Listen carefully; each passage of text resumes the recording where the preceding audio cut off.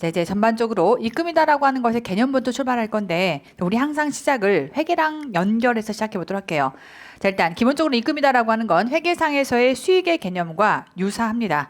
자, 일단 회계상의 수익을 어떻게 정했는지부터 출발해 보자면 회계상에서도 수익을 기본적으로 자본의 증가라고 얘기합니다. 즉 순자산의 증가라고 얘기하고 있는 거야. 다만 회계상에서는 이때 자산의 증가나 부채의 감소다라고 돼 있는데 일단 기본적으로 자산이 증가하거나 부채가 감소가 됐다면 우리 요거를 분계상으로 한번 생각해봐요.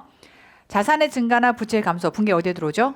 그렇죠. 차변에 들어오죠. 그럼 이제 대변에 뭐가 들어와야 돼? 수익이 들어온다 라고 이해하시면 되겠고, 항상 우리 기본적으로 BS 계정 하나, 거기에 따라서는 무조건 뭐 이때 수익 비용 하나 이렇게 같이 온다 라고 분계를 생각하시면 되겠고, 그러니까 그 외에 앞단에 제가 정리했던 것처럼 BS와 BS가 들어오는 정상적인 거래는 세법은 관심이 없어요. 손익이 발생하지 않는 거래는 관심이 없다고 보면 돼. 손익이 발생하는 거래는 반드시 수익과 수익 내지는 수익과 비용이 같이 올 수는 없어요. 항상 우리가 수익 비용이 온다라고 할 때는 손익 거래가 하나가 들어오면 그때는 무조건 BS의 계정이 같이 들어오는 거야. 쌍으로. 자, 그래서 이렇게 차변에 들어오게 되면 그때 대변에 수익이 들어올 텐데, 다만 그렇게 해서 순자산이 늘었다 한들 모든 순자산이 손익거래라고 볼 수는 없는 거니까 이때 자본거래를 쳐내는 거죠. 그래서 우리 회계상에서는 자본 청구권 보유자의 출자와 관련된 것은 제외한다라고 해서 뒤에서 쳐내는 게 뭐다? 자본거래를 쳐내는 거예요. 아시겠죠? 자, 이렇게 회계가 수익을 정의한 것에 비추어 봤을 때 우리 법인세도 똑같이 얘기합니다.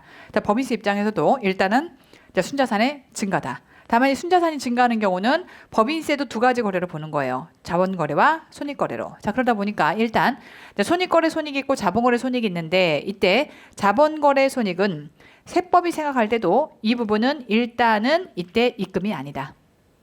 될까요? 다만 자본거래라고 하는 영역 자체를 서로 달리 보는 것 뿐이에요. 근데 기본적으로 세법도 자본거래의 손익은 입금이 아니다라고 볼 것이고, 다만 이제 그러면은 손익거래 손익은 다 그러면 지금부터 입금이냐라고 했을 때 이 중에서도 입금 불산입으로 열거된 항목들이 있습니다. 그러면 입금 불산입으로 열거된 항목을 뺀 나머지를 뭘로 본다? 나머지를 입금으로 본다. 이렇게 내용들이 들어가 있다. 되죠? 우리 세법이 규정하고 있는 게 이 책입니다. 자, 그럼 이제 중요한 거는 그럼 자본거래 손익이 뭐냐라는 게 중요하겠고, 입금 불산입으로 열거된 게 뭐냐라는 게 중요하겠네. 자, 일단 자본거래 손익이라고 했을 때 이 자본거래 영역을 자, 세법은 이렇게 봅니다. 일단 증자, 감자. 될까요? 회계도 세법도 둘 다 동일해.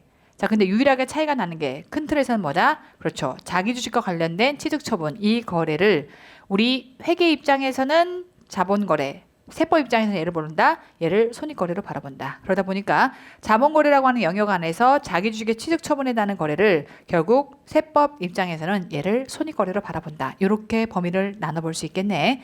자, 그런가 하면 이제 순자산의 증가다라고 했을 때 우리가 순자산이 증가하는 거를 분계로 따지면 자산의 증가 내지는 부채의 감소라고 했어요. 그럼 자산이 증가한다라고 할 때 우리는 자산이 대부분의, 우리가 배우는 대부분의 거래는 지금부터 자산이 증가할 때는요, 돈 들어와서 자산이 증가해. 그래서 기본적으로는 현금의 증가가 기본적인 자산의 증가예요.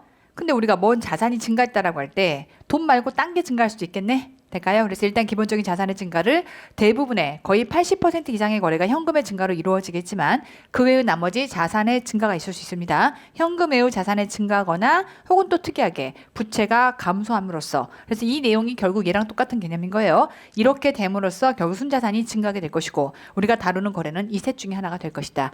자, 이 상태에서 얘를 지금부터 회계상의 우리 손익계산서랑 지금부터 연결해 보자면, 일단 회계상에서의 손익계산서는 자, 매출액에서 매출원가를 차감해서 매출 총이익, 판매비용 관리비를 빼면 영업이익, 영업의 수익도 하고 영업의 비용 빼고 법인세 비용 차감된 순이익에서 법인세 비용을 빼면 최종적으로 단계 순이익이 나옵니다. 자, 그럼 이때 우리 세법에 바라봤을 때 입금이다라고 얘기할 수 있는, 즉 수익이다라고 얘기할 수 있는 부분은 이 전체 영역 안에서 카테고리가 두 가지가 있는 거예요.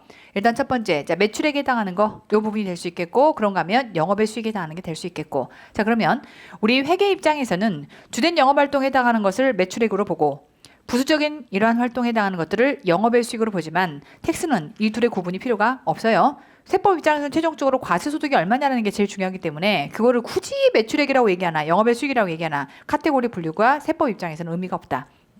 다만 이제 이 안에 들어가는 이러한 모든, 쉽게 말하면 수익 내지는 입금과 관련해서 세법은 예시로제 이런 것들이 입금이야 라고 하는 것들을 얘기하고 있어요. 그래서 일단 일반적인 형태의 입금이 있겠고, 그런가 하면 이때 원래는 입금이 아닌데 지금부터 입금으로 볼게 라는 형태의 간주 입금이 있습니다. 우리 항상 세법상에서는 간주라고 하는 표현은 원래 아닌데 이걸로 볼게 라는 거를 간주라는 표현을 썼던 것이고, 그런가 하면 이제 나머지 수익이다라고 해서 세 가지에 있다는 카테고리로 지금부터 분류가 되겠고요.